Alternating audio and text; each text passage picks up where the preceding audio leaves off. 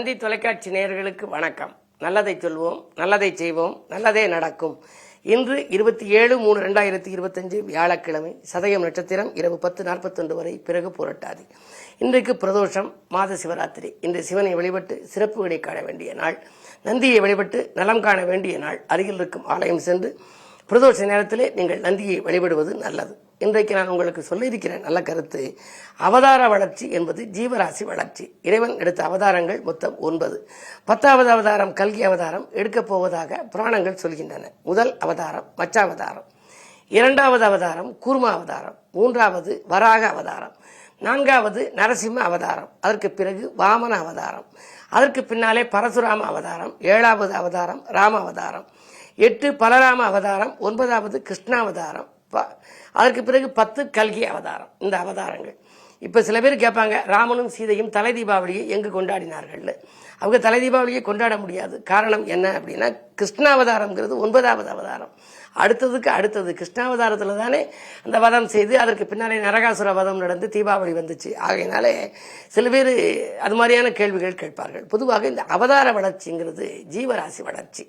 மற்ற அவதாரம்னா மீன் எங்கே இருக்கும்? தண்ணிக்குள்ளே தான் இருக்கும். தரையில் வந்தால் இறந்து போயிடும். தண்ணிக்குள்ளே மட்டும் வாழக்கூடியது மீன். முதல்ல மீன் வடிவம். அடுத்து ஆமை, கூர்மாவதாரம். அது தண்ணீரிலும் வாழும், தரையிலும் வாழும். கொஞ்சம் அடுத்த ரேங்க், கொஞ்சம் கூடுதலாங்க. அதற்கு அடுத்தது வராக அவதாரம், பன்றி அவதாரம். முழுமையான ஒரு விலங்கா மாறிடுறாரு. அதற்கு அடுத்தது தான் நரசிம்ம அவதாரம், விலங்கும் மனிதனும். நரன் அப்படின்னா மனிதன், சிம்மம்னா சிங்கம். சிங்க முகத்தோட மனித உடலோடு இருந்து நரசிம்ம அவதாரம். அதற்கு பிறகு வாமன அவதாரம், குட்டையான மனிதர், அதாவது வாமன அவதாரம். ஒரு பக்குவம் இல்ல, குட்டையா இருக்கிறாரு, வாமன அவதாரம். அதற்கு அடுத்தது பரசுராம அவதாரம், கொஞ்சம் கோபம் வாய்ந்தவர். அதற்கு அடுத்ததுதான் பண்பட்ட அவதாரம், ராம அவதாரம், 7வது அவதாரம். ஒரு இல், ஒரு சொல், ஒரு வில் என்று வாழ்ந்தவன் ராமன். ஆகையினாலே அது 7. 8 பலராம அவதாரம், 9 கிருஷ்ணாவதாரம், 10 கல்கி அவதாரம் எடுக்க போறதா சொல்றாங்க. கலியுகத்தை கல்கி அவதாரம் எடுக்கின்ற பொழுது என்ன நடக்கும் அப்படின்னா, அதர்மங்கள் எல்லாம் தலைவிரித்து ஆடுகின்ற பொழுது எடுப்பாரு அப்படின்னு சொல்லி சம்பவாமி யுகே யுகே அப்படின்னு சொல்லி ஒரு பாடல் கூட உண்டு. ஆகையினாலே இப்படிப்பட்ட இந்த அவதார வளர்ச்சி நம்ம எப்படி வாழ்க்கையில உபயோகப்படுத்திக் கொள்வது, வீட்டில் இந்த படம் வச்சா என்ன நடக்கும் அப்படிங்கிற பற்றியெல்லாம் நீங்க தெரிஞ்சுக்கணும். தொடர்ந்து இந்த தந்தி தொலைக்காட்சியிலே சொல்வேன் என்று சொல்லி இனி இந்திய ராசி பலன்களை இப்பொழுது உங்களுக்கு வழங்கப் போகின்றேன்.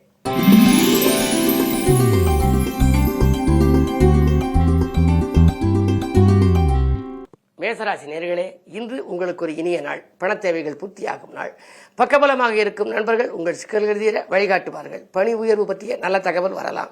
உத்தியோகத்திலும் உயர்வு, ஊதியத்திலும் உயர்வு என்ற நிலை வரலாம். 2லே குரு இருப்பதனாலே நீங்கள் பொருளாதாரத்தை பற்றி கவலைப்பட வேண்டியதில்லை. இன்று பொருளாதாரம் நிறைவாகவே இருக்கிறது.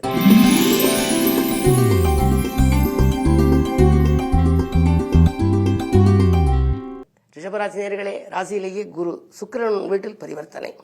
சுக்கிரன் உச்சம் பெற்றிருக்கின்றார். எனவே நினைத்தது நிறைவேறும். நிகழ்கால தேவைகள் பூர்த்தியாகும். தொட்டது துலங்கும். தொழில் முன்னேற்றம் உண்டு. ஆடை ஆபரண சேர்க்கை உண்டு. எதை எந்த நேரம் நீங்கள் செய்ய நினைத்தாலும் செய்ய இயலும். இன்று உங்களுக்கு ஒரு இனிமையான நாள்.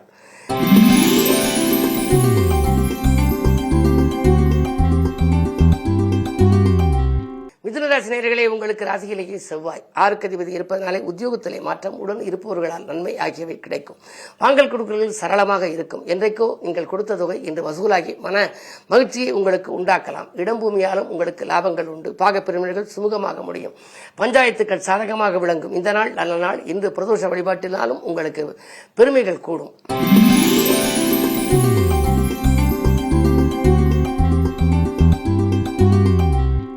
கடகராசி நேயர்களே, உங்களுக்கு சந்திராஷ்டமம். எது செய்தாலும் கொஞ்சம் உங்களுக்கு யோசித்து செய்ய வேண்டிய நேரம். அலைச்சல் அதிகரிக்கும். ஆதாயம் குறைவாக இருக்கும். மனக்குமுறல்கள் கொஞ்சம் அதிகரிக்கலாம். உறவினர் பகை உண்டு. உதாசீனப்படுத்துவார்கள். நீங்கள் எதையும் திட்டமிட்டு செய்ய இயலாது. பணி நீக்கம் செய்யப்படும் அளவுக்கு வேலையில் கூட பிரச்சனைகள் வரலாம். உங்கள் முன்னேற்றத்தை யாரிடமும் பகிர்ந்து கொள்ள வேண்டாம். வரவை காட்டிலும் செலவு கூடும். இந்த நாள் நிதானத்தோடும் பொறுமையோடும் செயல்பட வேண்டும். பதற்றத்தை தவிர்க்க வேண்டும். எதையும் நீங்கள் செய்யும் முன் யோசித்து செய்ய வேண்டும். தானுண்டு தன் வேலையுண்டு என்று இருந்தால் நல்லது. இன்று பிரதோஷம். நந்தியை வழிபடுவது நன்மை தரும்.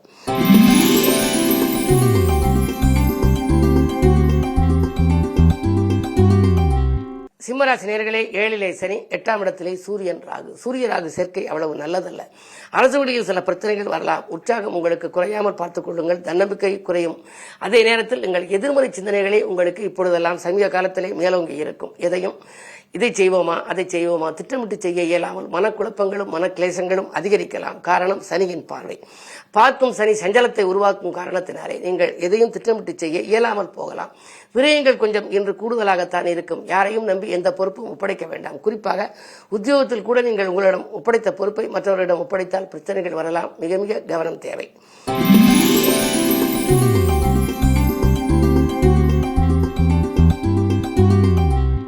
கன்னிராசி நேயர்களே, உங்களுக்கெல்லாம் அலைச்சல் அதிகரிக்கும், ஆதாயம் குறைவாக இருக்கும். அடுத்தவரிடம் ஒப்படைத்த பொறுப்புகள் நடைபெறாமல் போகலாம். திட்டமிட்ட காரியங்கள் திசை மாறி செல்லும், செலவுகள் கூடும், செய்தொழில் மந்தமாகவே இருக்கும். நண்பர்களை நம்பி செய்த காரியம் நல்ல விதமாக முடியாமல் போகலாம். விரயங்கள் அதிகரிக்கிறதே என்று கவலைப்படுவீர்கள். குரு பார்வை இருப்பதனாலே காரியங்கள் ஒரு சில கடைசி நேரத்தில் கைகூடலாம். மதியத்திற்கு மேல் உங்கள் மனக்கலக்கம் அகலும் விதத்தில் ஒரு நல்ல சம்பவம் நடைபெறும். இருந்தாலும் கூட இன்று பிரதோஷம், நந்தியை வழிபடுவதே நல்லது.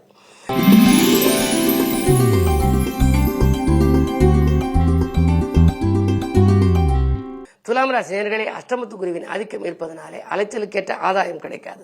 சோதனைகள் அதிகரிக்கும். நண்பர்களை நம்பி ஒப்படைத்த பொறுப்புகள் நடைபெறாமல் போகலாம்.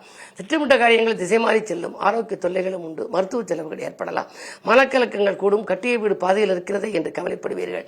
அயல்நாடு செல்லும் முயற்சியிலும் உங்களுக்கு தடை. அயலூர் செல்லும் முயற்சியிலும் தடை. வாகனத்தாலும் தொல்லை, வழியிலும் தொல்லை என்ற நிலை உருவாகும் நாள் இந்த நாள். எனவே எதிலும் அதிக கவனம் செலுத்த வேண்டியதை நினைவில் கொள்ளுங்கள்.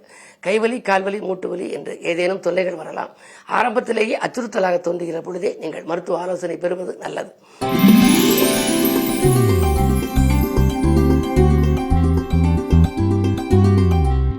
விருச்சிக ராசி நேயர்களே, உங்களுக்கெல்லாம் இன்று நந்தி வழிபாட்டால் நலம் காண வேண்டிய நாள்.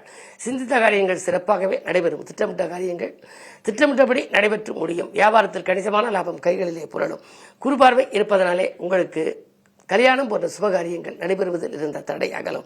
திருமண பேச்சுகள் வந்து விட்டு போகிறது. வரன்கள் வாயில் தேடி வந்தாலும் எப்பொழுது முடியும், மங்கள ஓசை மனையில் கேட்குமா என்றெல்லாம் நினைத்தவர்களுக்கு இன்று நல்ல தகவல் கிடைக்கப் போகிறது. நண்பர்கள் உங்களுக்கு நல்ல தகவலை கொண்டு வந்து கொடுப்பார்கள். நேர்முக தேர்விலே வெற்றி கிடைக்கும். உத்தியோகத்தில் கூட மேலதிகாரிகள் உங்களுக்கு இணக்கமாக நடந்து கொள்வார்கள். நீங்கள் சொல்லும் சொற்கள் அவர்கள் செவிசாய்த்து கேட்பார்கள். அது மட்டுமல்ல, பஞ்சமஸ்தானத்தில் சுக்கிரன் புதன். எனவே இன்று மகிழ்ச்சியான தகவல் மாமன் மைத்தன் வழியிலிருந்து உங்களுக்கு வரலாம். பிள்ளைகளின் முன்னேற்றம் கருதி எடுத்த முயற்சிகளிலும் உங்களுக்கு வெற்றி கிடைக்கும். பிள்ளைகளின் வேலை சம்பந்தமாகவோ அல்லது திருமணம் சம்பந்தமாகவோ நீங்கள் எடுத்த புது முயற்சிகளில் வெற்றி கிடைக்கும் நாளாக இந்த நாள் அமைகின்றது.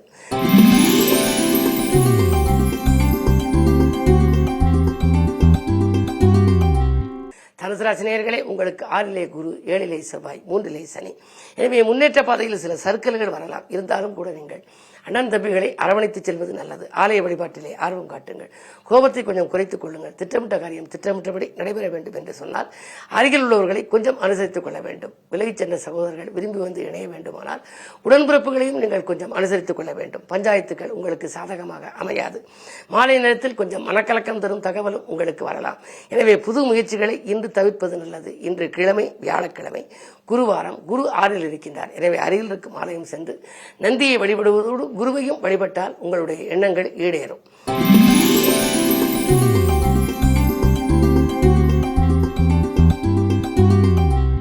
மகர ராசி நேயர்களே, ராசியை குரு பார்க்கின்றார். எனவே குழப்பங்கள் அகலும். சச்சரவு நீங்கி சமாதான கொடிபறக்கும் நாள் இந்த நாள். சந்தோஷ வாய்ப்புகளை சந்திக்கப் போகின்றீர்கள்.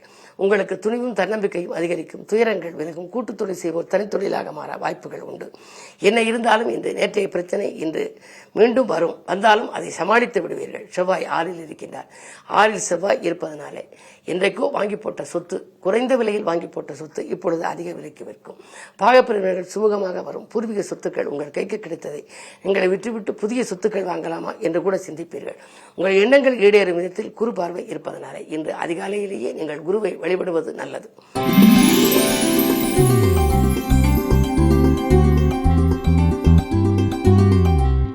கும்பராசி நேயர்களே, உங்களுக்கு இன்று அற்புதமான நாள். நினைத்தது நிறைவேறும் நாள். சனி சந்திர யோகம். 6ஆம் இடத்திற்கு அதிபதி சந்திரன் ராசியில் இருக்கின்றார். 6ஆம் இடம் எதிர்ப்பு, வியாதி, கடன் ஆகியவற்றை குறிக்கும் இடம். உங்களுக்கு எதிரிகள் என்று விலகிச் செல்வார்கள். கடன் சுமை குறையும். கவலைகள் தீரும். உத்தியோகத்திலே மறுக்கப்பட்ட சலுகைகள் உங்களுக்கு கிடைக்கலாம். புதிய உத்தியோகத்திற்கு முயற்சி செய்தவர்களுக்கு அது கைகூடும். அயல்நாடு சென்று பணிபுரிய வேண்டும், அயல் மாநிலங்கள் செல்ல வேண்டும் என்று நினைத்தவர்களுக்கு அதுவும் கைகூடலாம். என்ன இருந்தாலும் இன்று உங்களுக்கு ஒரு இனிய நாள். பணவரவு திருப்தி தரும் நாள். ஆதாயம் அதிகரிக்கின்ற நாள். அற்புதமான நாள் இந்த நாள்.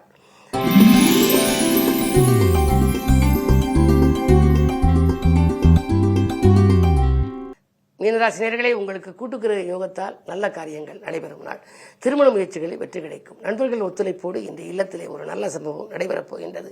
நேற்று பாதியில் என்ற பணி இந்த மீதியும் முடியும். அரசு வழியில் உங்களுக்கு கிடைக்க வேண்டிய சலுகைகள் இன்று கிடைக்கும். உத்தியோகத்தில் கூட மேலதிகாரிகள் உங்களுக்கு இணக்கமாக நடந்து கொள்வார்கள். புத சுக்கிர யோகம் இருப்பதனாலே வாங்கல் கொடுக்கல்கள் சீராகவும் சிறப்பாகவும் இருக்கும். அதே நேரத்தில் 4ஆம் இடத்திலே செவ்வாய். தாய்வழி ஆதரவு உண்டு. பெற்றோர்களின் ஆதரவோடு தொழில் முன்னேற்றம் காண்பீர்கள். வாடகை கட்டிடத்தில் நடைபெற்ற தொழிலை சொந்த கட்டிடத்துக்கு மாற்றும் முயற்சி கூட கைகூடலாம். ஜென்மத்தில் இருக்கும் ராகுவும் 7ஆம் இடத்தில் இருக்கும் கேதுவும் பயிற்சியாகும் வரை கொஞ்சம் பொறுமையோடு இருப்பது நல்லது. சர்ப்ப கிரகங்களின் பேச்சுக்கு பிறகு சந்தோஷம் அதிகரிக்கும் விதத்தில் அமைகிறது. கிரக நிலைகள் சாதகமாக இருக்கும் நேரத்தில் நீங்கள் எதை செய்தாலும் செய்த காரியங்களில் சிறப்பாக வெற்றியடைய முடியும். எனவே இன்றைக்கு கொஞ்சம் பொறுமை உங்களுக்கு தேவை. அதே நேரத்தில் பிரதோஷம் என்பதனாலே நந்தியை வழிபடுவதன் மட்டுமல்லாமல் சிவன் உமையவளையும் வழிபட்டால் சிறப்பான வாழ்க்கை உங்களுக்கு அமையும். மேலும் விவரங்கள் அறிய தினத்தந்தி படியுங்கள்.